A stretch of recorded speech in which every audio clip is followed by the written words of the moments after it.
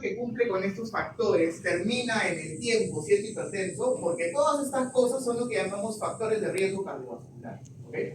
Y estos factores pueden desencadenar un daño irreversible en el sistema cardiovascular y terminan ocasionando que el paciente se torne hipertenso. ¿Okay? En esos pacientes no tienes una causa directa medible que te digas, esto es lo que ha hecho que sea hipertenso. No, no tienes. No hay algo que si tú haces que desaparezca, la hipertensión arterial desaparezca. No, porque es simplemente un deterioro del sistema en el tiempo. ¿Okay? Entonces todos estos factores de cardiovascular, si se acumulan en una sola persona, desencadenan un daño irreversible que se plasma como hipertensión arterial.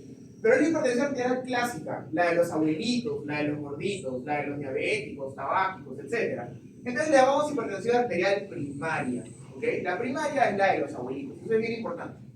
Porque tenemos otro escenario que es completamente distinto, en un paciente que es joven, previamente sano, que no consume alcohol, que no consume tabaco, que lleva una alimentación saludable, que tiene un estilo de vida saludable general. ¿Cómo así? Son dos personas completamente distintas.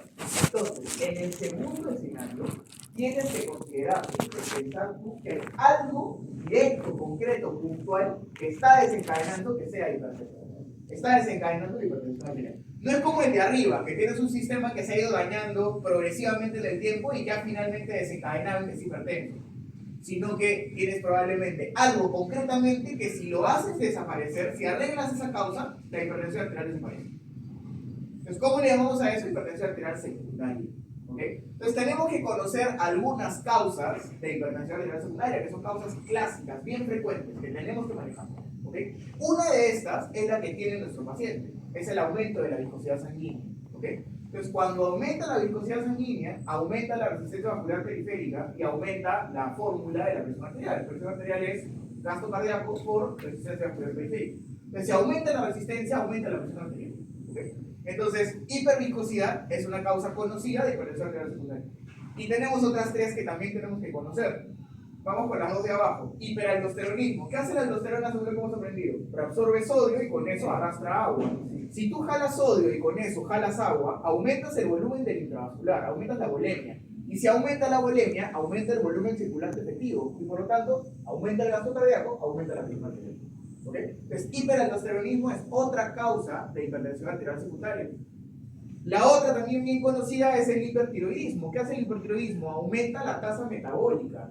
Si aumentamos la frecuencia cardíaca, vamos a aumentar la presión arterial. Los pacientes con hipertiroidismo tienen tendencia a la taquicardia. ¿Okay? Si aumentamos la frecuencia cardíaca, vamos a aumentar la presión arterial. Entonces, hipertiroidismo es otra causa medible, otra causa de hipertensión arterial secundaria.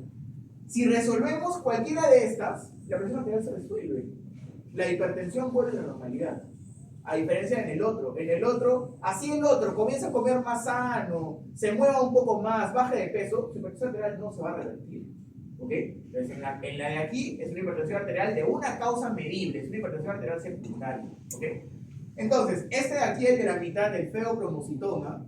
El feocromocitoma es un tumor productor de adrenalina. ¿La adrenalina dónde se produce? En la médula suprarrenal, ¿no es cierto? Hay pacientes que desarrollan una tumoración en la médula suprarrenal. Es una tumoración que produce adrenalina. Imagínate esa sensación que te da cuando estás cruzando el puente para tomar carro y de repente sientes que te van a robar y tienes esa sensación como que de querer correr, de querer huir. Imagínate esa sensación pero constantemente, porque tu cuerpo está constantemente liberando gran cantidad de adrenalina. Tu presión va a estar sostenidamente elevada en el tiempo, vas a tener como ese nerviosismo constantemente. Eso presentan los pacientes que tienen este feocromocitoma, esa tumoración productora de adrenalina. Cuando yo trabajaba en la selva en el 2022, COVID, terminó COVID, lo mandaron al hospital general y estaba en Oxapampa, parece. Y me llama un amigo y me dice, oye, te voy a mandar a mi primo que hace 2 meses tiene dolores de cabeza intermitentes, que no lo dejan tranquilo porque siempre regresa. Y ya más de una vez le han dicho que tiene presión alta. Y dijo, te voy a mandar para que lo veas. Yo asumí que el pata era un pata adulto, mayor, de gordito, qué sé yo. Y era un pata que medía como 1,80 m, deportista, triatlonista. El pata no corría cerros, no subía cerros en Oxapampa, hacía bicicross, o sea, súper deportista el pata. Llega a la emergencia con una presión de 200/100 por un acto. ¿Okay? Entonces Entonces, en ese escenario tú dices, oye, este pata no parece hipertenso primario, no cumple ninguna característica de riesgo cardiovascular como para decir, ok, tu hipertensión es porque ya pasó el tiempo y ya tu sistema envejeció y eres hipertenso, ¿no? Entonces, bueno, le dije, oye, lo voy a hospitalizar, vamos a bajarte la presión, vamos a aliviarte el dolor de cabeza, pero lo más importante es que tenemos que buscarte una causa de hipertensión arterial secundaria. Entonces, lo mandé a la Merced, que estaba 2 horas, para que le tomen una tomografía. Y el pata efectivamente tenía un feocromocitoma, tenía un tumor productor de adrenalina en la suprarrenal. ¿Okay? Entonces, cada vez que veas a un pata joven, sano, sin ninguna característica que te haga pensar en hipertensión, piensa en hipertensión arterial secundaria. Y descártale hipertiroidismo, descártale aumento de aldosterona, descártale feocromocitoma y descártale hiperhidroxiación. ¿Okay? Son los 4 más frecuentes. ¿Okay? Entonces, ya sabemos que el paciente que nos han presentado en el caso es un paciente como el caso 2, pues, ¿no? Porque ya sabemos que su causa de hipertensión era hipertrofia sanguínea. Pero sin embargo, entonces, hasta ese momento no lo sabemos, entonces tenemos que ir secuencialmente revisando el caso. Entonces, en el caso, nos están dando un paciente de 30 años con una hipertensión arterial reciente, presenta rubicundez y presenta esplenomegalia. Esos son todos los datos positivos que nos dan en la historia. Pero nos dan una serie de cosas negativas importantes también. Y como les he dicho a los chicos en la mañana todo el día, a partir de aquí, en las semanas en adelante, todos los datos que aparezcan en el caso son importantes. ¿Okay? Si te introducen el caso como te lo introducen, paciente varón de 30 años, y el antecedente es importante, que presenta hipertensión arterial de reciente aparición, no tiene ninguna enfermedad, no es diabético, no es dislipidémico, no fuma, no toma, no, etc.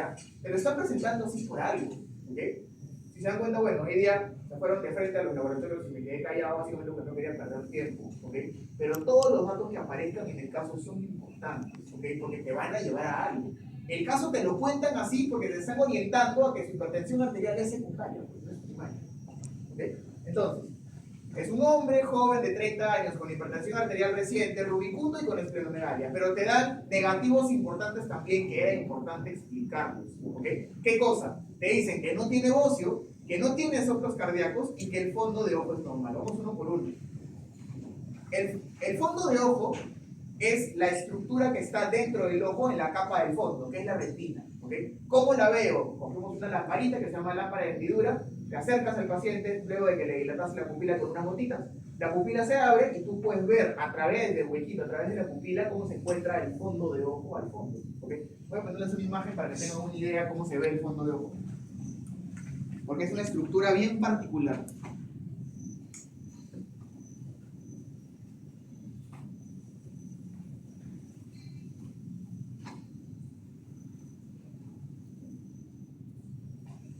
Ahí está. Así se ve el fondo del ojo. Tú le haces este examen al paciente con una lamparita, le ves a través de la pupila y ves la estructura que está al fondo y se ve así.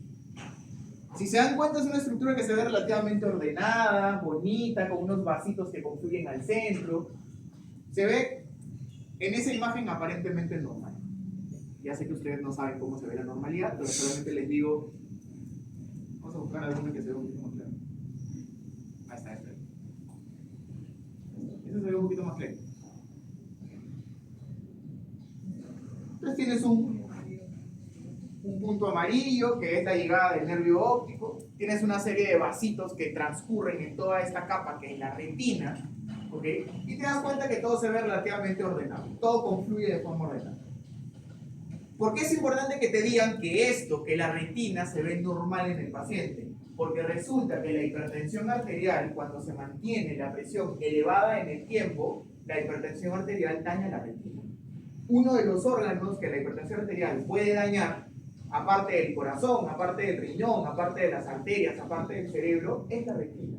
¿Okay? Las enfermedades crónicas, como hipertensión arterial y como diabetes, tienen la característica de que dañan los órganos. Eso se llama daño de órgano blanco. ¿Okay? En castellano abreviado como DOB, ¿okay? DOB, daño de órgano blanco. Entonces, la hipertensión arterial y la diabetes generan DOB. ¿Okay? Generan daño de distintos órganos. Entonces, ¿por qué sería importante que me digan que la retina del paciente se ve normal y que no tiene ningún daño? Básicamente para entender que la hipertensión arterial de mi paciente definitivamente es de reciente aparición. Porque si su hipertensión arterial fuera de hace un montón de tiempo, ya tendría algún tipo de daño en la retina.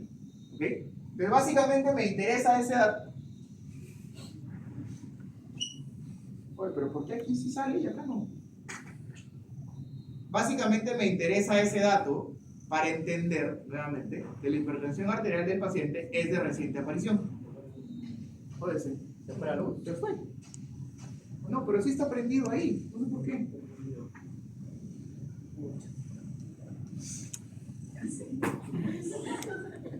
Ya sé de quién hablar.